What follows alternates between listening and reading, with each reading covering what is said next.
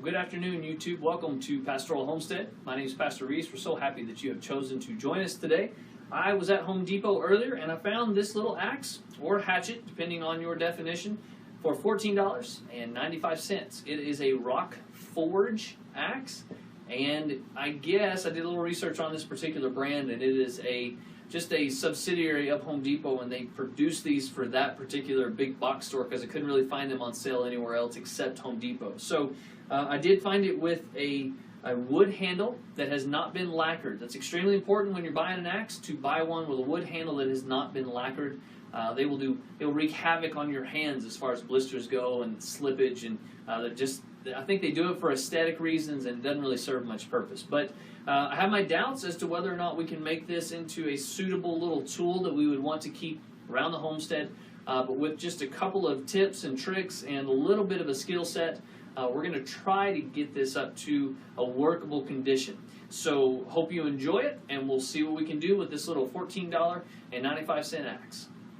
So we are back at the house now, and I have bought a new toy today, a Wilton bench vise. So we'll be doing this in my kitchen because I haven't installed it on my table just yet. And as a matter of fact, I think later this week I'm going to be building a new carpenter's table in the garage. So we'll install this onto that. But for now, for what we're doing, this will work just fine.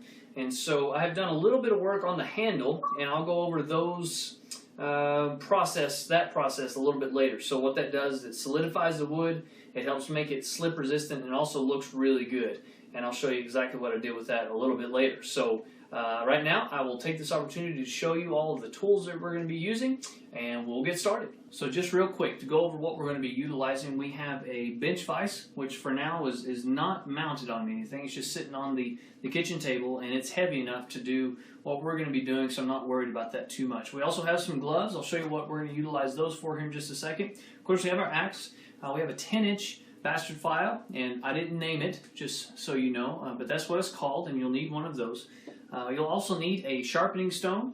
So this comes in several different formats. This is just a plain Jane square sharpening stone, no frills, nothing fancy. You'll need a little bit of water when you use this. There's a coarse side and also a fine side, and we'll get to that. There's another thing we're going to be trying with it, and I bought this little clamp for that, so we're going to give that a whirl. So I'll show you what to do with that. And at the end of the video, when we work on the handle, we'll be utilizing these two components. So we have some triple-aught, very extra fine steel wool, and then also some boiled linseed oil. They sell linseed oil that is not boiled. You don't want that kind. You want the one that is boiled, and I'll go over that a little bit later in the video. So those are the items, and of course we have our evening tea in the Texas A&M mug. Can't do anything without that. So the first thing we're going to be doing is we're going to put the axe into the clamp. Now it seems pretty self-explanatory. You do not want the metal to come in contact with the handle itself, because what it'll do is it'll leave indentations, and you really don't want that for several reasons. But for one, it'll distort the handle, and you might get splinters and all that good stuff. So they make some really nice linings that you can put in here that are made out of wood or plastic, and they are kind of a soft touch, and those work really well. Unfortunately, I just bought this, and so I don't have any that'll fit it. So what I'm going to do is utilize this glove. Yes, it's a little bit redneck, but those are the best kinds, aren't they? The redneck solutions. So I'm going to put this glove around here, and I'm going to put the glove into the vise, like so. Now we're just going to tighten that thing up. And it doesn't have to be super tight, but you definitely want it in there where it's not going to go anywhere. Alright, so that's pretty tight. Alright, so the next thing we're going to do is we're going to just work on this edge. And it's got a nice edge already, and there's not a whole much that needs to be done, but we just want to kind of solidify the rounding off of here. So this is a delicate process, and it's going to take you a little bit of time, and I'm definitely not an expert at this. So I'm going to show you how I do it, and then you can experiment and figure out how you want to do it. What I have been taught in the past is you want to try to work on about a 25-degree angle. You can get out a protractor and figure all that out, but I just kind of eyeball it. And what I do is I start at the top, and I work down to the bottom. And you want to, a bastard file only works one way, so you don't push and pull. You just push and you come back and you start again. And you want to keep track of the amount of times that you go over the blade so that you can repeat the process on the other side. So something like this. And you want to get the right angle and a complete stroke all the way over. And as you push, you're just moving down the side of the blade.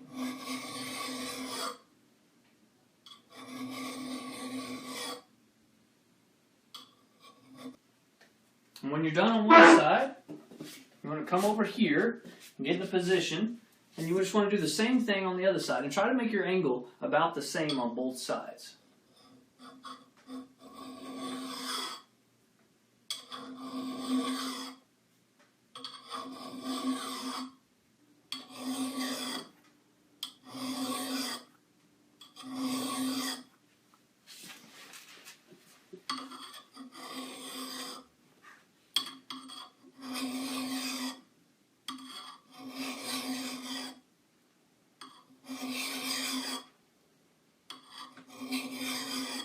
So we're done filing down the axe. Now the next step is probably the most controversial step. So this is going to all depend on how you want to do things. I'm going to show you how I do it, and you can decide whether you like that or whether if you'd rather do it another way. So what I do to sharpen further is, because this actually has held a decent edge, and it would cut even now fairly well, but this isn't good enough for what I want. So what I want to do is I'm going to sharpen it. So I'm going to take my little sharpening stone here. I'm going to get it wet.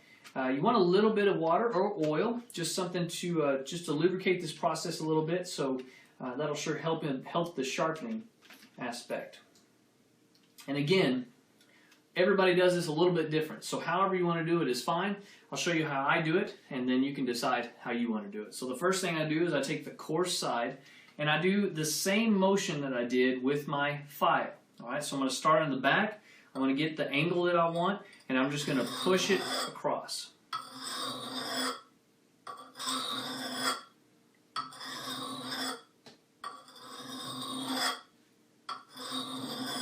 Now, I've heard a lot of people say that this is a wasted step, that it doesn't really do any good to do this, and that you just skip to the second part of the sharpening part. So I'll show you that here in just a second, but I feel this helps, and I would definitely not exclude it. Make sure you do it to both sides.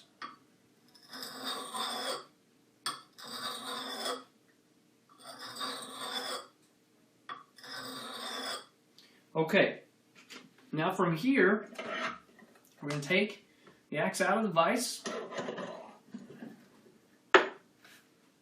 No damage to the wood. It's good. All right.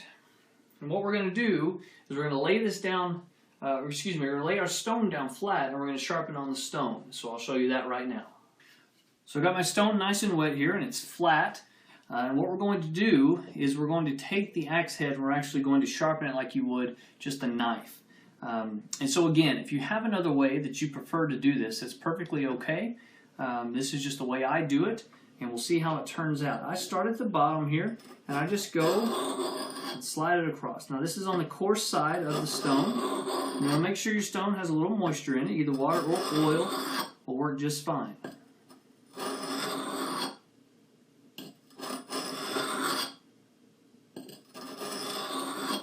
You want to do it about the same number of times on each side.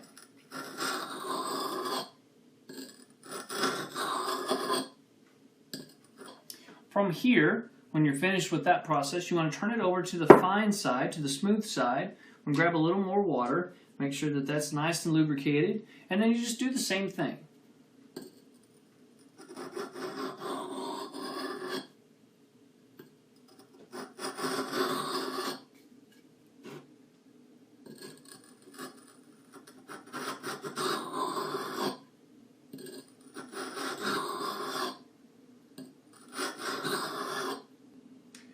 Once you're done with the sharpening part, that's pretty much it. And so what I'm going to do right now is I'm going to take it outside. I've got a really nice piece of ash hardwood. It's extremely dense, and I'm just going to beat the thunder out of it with this. and we'll see what it does to the blade here, and I'll let you know. It is dark outside, or I'd take you with me, so I'm going to go do that real quick, and then I'll report back. So I went outside, and this is my piece of ash wood. It's about probably 10 inches, about 8 to 10 inches thick, and you can tell I did a pretty good number on it. I hit it 20 times, so 10 on one, 10 on the other to make that little trench. And to be honest with you, for that little bitty axe, it did a pretty good job. I'll also say that the edge held, and it's still fairly sharp. This isn't going to replace a handcrafted American forged axe that you get online. You know, one of those good ones from a great brand. It's not going to do that. But if you're in a bind, or you just need a little a hatchet around the house to make kindling or whatever, this would be a great buy. And with just a little work and a couple of tools, it really performs great, performs well. I've been very impressed with this little Rockforge hatchet or axe that you get at Home Depot.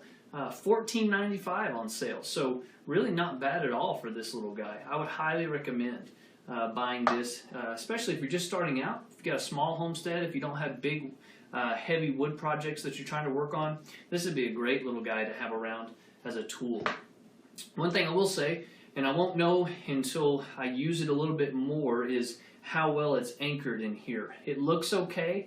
It doesn't look like they've glued or put any epoxy on the sides, and it looks like it's fairly connected all the way around, but you just never know until you use it a little bit. So other than that, I would say that the edge holds very well. There's no cracks or foldovers in the metal. It did very well. And as far as kindling or some small projects around the house, this is a great find and a great buy. For the last step, just the handle. Now, I have done this a couple of times before to make sure that it was ready for the video. So what you're going to do is you're going to take a little bit of your boiled linseed oil, and I have a glove on just so it doesn't get on my hands, and you can use whatever you would like. If you want to use your bare hand, that's perfectly fine. I would just rather skip that particular headache and just use the glove. And so what I do is I just take a little bit in my palm, just a little bit of the oil, and I just go over this handle really good. I want to make sure that every part of it gets a little bit of oil on there. And so what this is going to do is, number one, it kind of makes it look really nice. It's not really a wood finisher. It doesn't have any paint or anything like that on there, any stain in it. It's just going to soak into the handle. And so when I bought this, the handle, of course, was brand new, and so it's really soaked up the oil. And you want to utilize it several coats. I think this is my 5th coat that I've put on here. And what that does is it'll just continue to soak in, and it's going to seal that handle. And if the handle stays connected to the head of the axe, which we will find out in the future, this handle will last for a very long time if you'll take care of it. And so again, I do just 5 or 6 coats, maybe a little bit more depending on how new the handle is, how much oil it soaks up. What you want it to do is it kind of puddles a little bit when it's done, when it's got enough oil on it. And any time in the future that you see it's looking just a little dry, you can come back and you can repeat this application, and it really does wonders for the axe handle. And guys and gals, that is about it. A $15 axe, $15 hatchet, that will go a long way with a little bit of tools, a little bit of work, a little bit of skill, and it'll sure serve you well. You don't have to spend a ton of money to make a usable quality product. And so, again, I would highly recommend going out and getting this particular little axe. Again, a Rockforge Ax. It's a great one. I've been very, very impressed with this little guy, and will continue to use it. And in the future, if I do have any problems with it whatsoever, you guys will be the first to know. God bless you. Have a great, safe day. And we'll see you next time. Well, I apologize, guys. I forgot a step. So after you apply the oil to the handle and it soaks up, it'll be dry to the touch. After it soaks up, it won't be puddled anymore. So that's when you know it's absorbed all of that oil. That's when you utilize your extremely fine 000 steel wool, and you just take it on the wood part of the handle, and you're just gonna rub the whole thing down. And what that does is it just takes any little imperfections out of the wood, and it also helps seal the oil in there, and so your handle will last a lot longer. When you're done doing this, you can actually go and put water on it, and it'll just roll off because of the oil that's sealed that wood. So that will extremely benefit in the long run as far as your wood handle goes. And so that little extra step sure helps, and I apologize for forgetting it. So this is now the end of the video, and we have a great little axe, and I hope you guys, if you see one out, make sure you go ahead and pick that up and put a little work and elbow grease into it, and it makes a wonderful tool to have around the homestead. God bless you guys. We'll see you next time.